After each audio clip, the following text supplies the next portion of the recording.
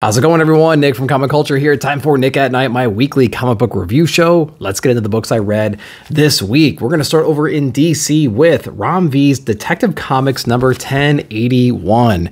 We are lost in the desert, both kind of physically and metaphorically speaking right now. Talia has taken Bruce Wayne Batman as far as she can possibly take him. There's other spirits, there's other entities that are guiding him to find his way back home right now. We get some amazing artwork. Just being him stuck in the desert, fighting off all these different demons.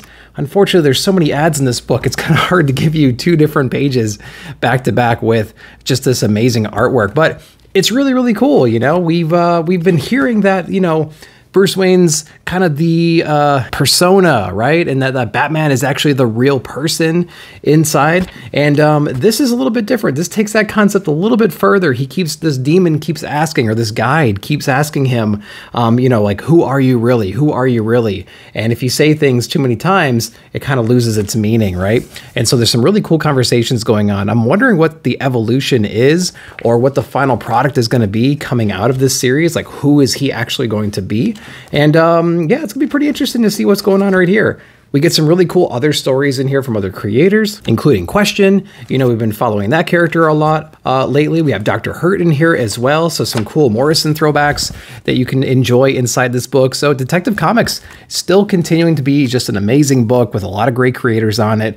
Really compelling story. It's going to make a great, great collected read one day. Man, you got to be checking it out. Next, we have Tom King's Penguin issue number 6. Really, really great book. This is showing us the evolution, the rise to power in a way of Penguin when he was a dude just at the Iceberg Lounge, just like scraping the toilets and cleaning bathrooms and stuff like that, rising up through the ranks, becoming a bartender, and actually getting to the point where he owns this bar. But the evolution, the nuances in there is what really, really makes this book interesting. It shows some early team-ups between Penguin and Batman. Penguin kind of playing at the heartstrings of Batman in a way, kind of manipulating him as well, feeding him some information. Batman's taking out some goons, which just kind of clears the way for Oswald to take over. And I thought it was handled really well. It was pretty creative. I liked it a whole lot. I'm not into the big Penguin lore or anything like that. I'm not sure what exactly they changed, if there's any kind of retcons in there or whatever, but I'm having a hell of a good time reading Penguin right now from Tom King. So really cool book, a lot of cool interactions, conversations, and yeah, man, it's just like a really cool book. So definitely check this one out. And the art is killer in here as well. Next, we're going to jump over to Marvel with Punisher issue number 3 from Papose. Now, this is an interesting series. He's still not really considering himself the Punisher. There's lots of similarities, of course. He actually has a family that was murdered by this organization. There was a rationale behind that. We explore that, I think, in issue number 2 or 1, if I'm not mistaken. But this character here has been like the death angel of S.H.I.E.L.D. for a very, very long time, executing all these different missions, kind of in the shadows, right? Nobody really knew this guy existed. Now he's taken over the Punisher persona because he's leaving his mark on the town right now, almost sometimes aligning himself with the bad guys to get to the ends that he wants. And so that's a pretty cool little thing right there. We're fighting some kind of a demon in this issue here. I'll let you read it and figure out who we're fighting. And it was pretty interesting. This Punisher's actually being tracked down by some of the police and everything. And there's a cool interaction in a warehouse with them. There's a big giant battle as well. Him kind of like coming into his own self, right? It was a pretty cool, I don't know, like an evolution or an upgrade, right? He's somewhat embracing the mantle right now, which is pretty cool. I liked it a lot. So Punisher issue number 3, an interesting book. He's not running around saying I'm the Punisher, stuff like that, but he's somewhat playing the role right now, and it's a good, you know, good enough story until we get Frank back, I think. So I don't know. What do you guys think about Punisher? Issue number 3 is out now. Next is Resurrection of Magneto from Marvel Comics issue number 1. Got it for the dope cover, stayed for the story, seeing what's going on. I like to do a little pulse check every once in a while with Magneto, see what's up in here. Al Ewing's on this one. We got some cool artwork on here too. Storm-centric, which is fine. She's actually going basically to purgatory through whatever means she has, and she's trying to track down Magneto right now, bring him back into the world, because obviously his influence and his experience is going to be useful in this war and whatever's going on right now. She's just trying to save as many people as she can, trying to bring him back in. I will say it was fairly cool. If you were just in love with Storm, you're going to really like this book, I think. She basically travels to different layers of purgatory or hell, comes in contact with all these different beings, unleashes her Omega powers on them to, you know, convince them through force that she needs to get what she needs to get. And it was pretty interesting. I feel like the art was a little bit too clean to kind of sell this story. When I see areas like this, like that was cool enough, I think, but I would really more prefer like either a psychedelic dream state or like a nightmarish dream state, right?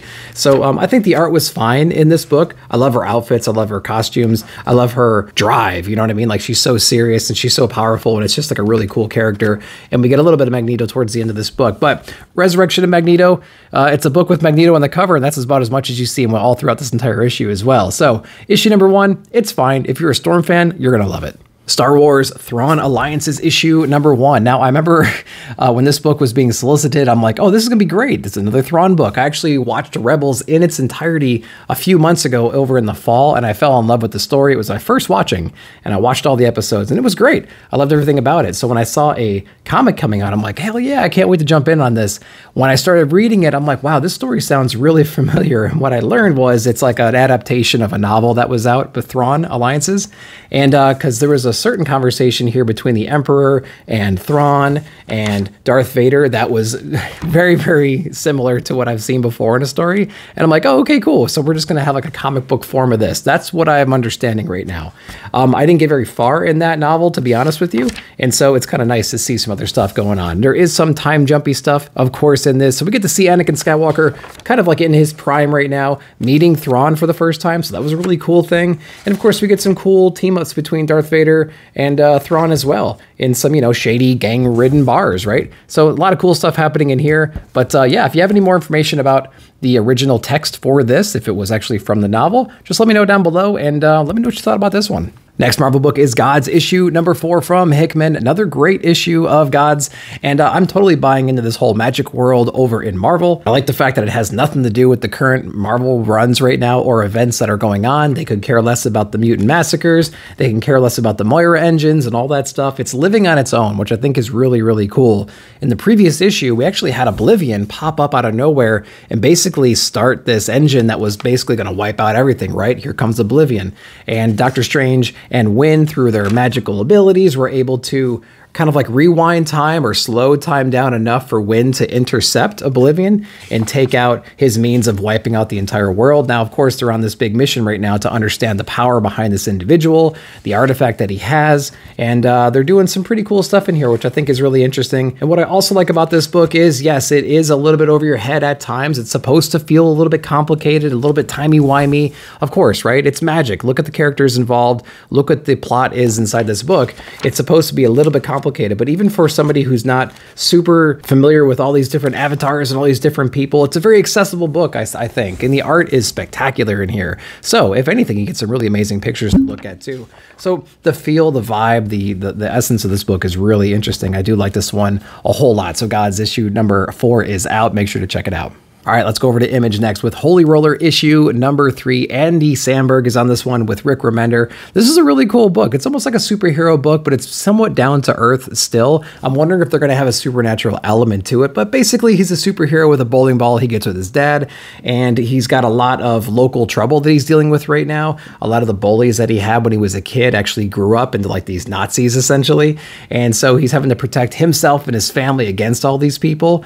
The father of this person that's leading this little army right now is a very, very powerful person who will go through any means necessary to get revenge on whoever attacked his son. So there's a cool thing going on right there. And this issue explores a little bit more about like the family dynamics, right? And the repercussions of the previous issue's battle that we had. That was pretty awesome. So definitely check that one out. The book is really flashy. There's a lot of action inside of here, a lot of great characterizations, a lot of good character moments. Conversations feel real and natural. So yeah, it's a pretty cool book. Holy Roller issue number 3. I can totally see it being turned into a movie or something like that at some point, starring Andy Samberg. I think that would be cool. What do you guys think? Then we have Richard Blake, Hexagon Bridge. This is issue number 5. Now, I was following along with the story and the characters fairly well through issues 1 through 4, but man, I got into this issue and this one really blew my mind. I couldn't really comprehend everything that was going on, but it is an absolutely gorgeous book, just like all the other issues out there. So you do have this amazing, simple, colorful, beautiful artwork, which is just great. It's great to see that inside of a comic, right? You got this just real simple compositions, but it just looks gorgeous. So it has that going for it for sure. Now, What I do comprehend a little bit here is we obviously have this futuristic landscape, and we know there's other existences or realities out there. We have this medium character, this young girl who lost her parents, who were traversing these different landscapes, and she has this connection with them, right? And so she's able to use that connection to kind of pinpoint where they are. She's teaming up with an AI robot at the time who's essentially raising her and helping her develop her powers.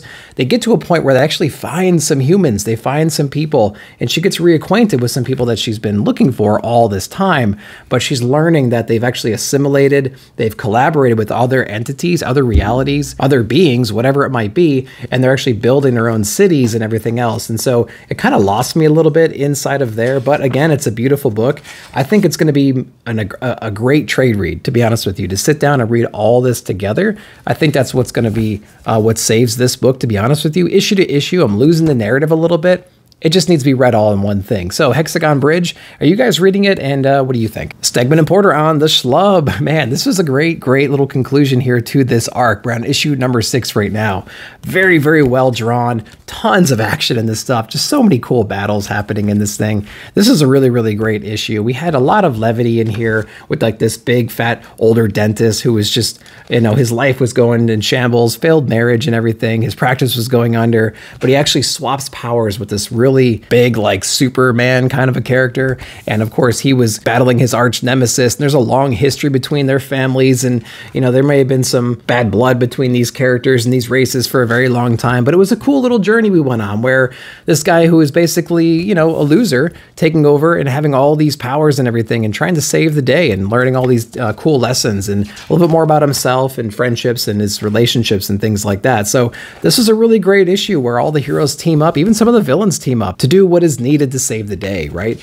And so, yeah, I thought that was really cool. It was handled really well. I think the pacing was absolutely fine inside this book. The art was obviously really cool. And we even get a little glimpse at to, you know, maybe the next arc right here. So that's pretty cool. Looking forward to seeing more of the Schlub. If you're not picking this one up, I highly recommend checking out the trade or get them in the back issues if you can find them. But yeah, Schlub, issue number 6, first arc, not too bad. Universal Monsters, Dracula, issue number 4, the conclusion of this run from James Tynion and Martin Simmons. Another beautiful issue from them. One of the best 4 issues I've seen in a comic series in a very long time. They handled this thing perfectly from start to finish. It's definitely a book that I wish we had more issues of, not from a pacing perspective, so to speak. I could have done 6 issues for sure because I was so into this world. I loved the journey we were on between the doctors and the young girls, his daughter, and Van Helsing, and just the community in general dealing with this real mysterious threat that was coming in, right? They were just barely understanding this plague that was taking over their city. And we got all these cool moments with Renfeld that we flush out inside of here as well. He's kind of bouncing back and forth, you know what I mean? He was shown the promised land in his eyes, and he doesn't quite understand why his master just doesn't give him whatever he wants, but he's still like at his beck and call. He still is obsessed with this person. But we see a little bit of a change of heart inside this character, which is just really cool to see the evolution of that. You know, he's tired of getting the scraps, right? He wants it all or nothing at this point, so he's almost being tortured. But man, there's so many like just horrifying scenes in here, but it's like classic horror, you know what I mean? It's not cheap brutality just for the sake of shocking you. It's actually like suspenseful, which I think is a really cool thing to portray in a comic, and you can only do that with brilliant writing and just amazing artwork from Martin Simmons, of course. So I think they pulled off this series very well. I could have done 5 issues, to be honest with you. I was just loving this world that we were in right now. So yeah, sad to see it go for sure, but you know what? We have Creature from the Black Lagoon from Ram V and Dan Waters coming very soon. Definitely want to look that one up. But yeah, Universal Monsters Dracula, I think it's a must read. Jeff Lemire, Sorrentino, and Dave Stewart on Tenement Man. Another great issue in here. A lot of cool things we got to learn in the previous issue. We actually understand who the old man was that in the beginning of the story, interacting with the kid, kind of feeding him clues. We thought he passed away in the previous issue. We learned his history in the last issue, and it kind of gave us a whole new perspective on this entire universe, which was really cool because But prior to this, we really didn't have any connective tissue between the passageway, 10,000 Black Feathers, and Tenement, but now we got a little bit more of that, and we're exploring it inside this as well. But what I really liked about this one is, you know, this guy's been down here for quite some time, navigating, charting the land right now, staying alive, and pulling these other people down in here with him for his own selfish means, and we get to see exactly what that means inside of this issue. It doesn't quite go according to plan, or I definitely didn't see it coming, especially after reading the previous issue. This guy was supposed to be a good guy, right? And so we get to see just how far this labyrinth goes. We get to see how people's mental state changes as they're down here more and more. And so I think we're going to be seeing a lot more people switching and flipping and being a threat that weren't threats prior. So I'm all in, man. I'm ready for this ride. The other thing this book handles really well is the characterization. Everyone is distinct. There's a lot of people, but everyone is very distinct, and you remember them page to page, issue to issue, which is the problem I have with a lot of books that throw a lot of characters at you at the same time.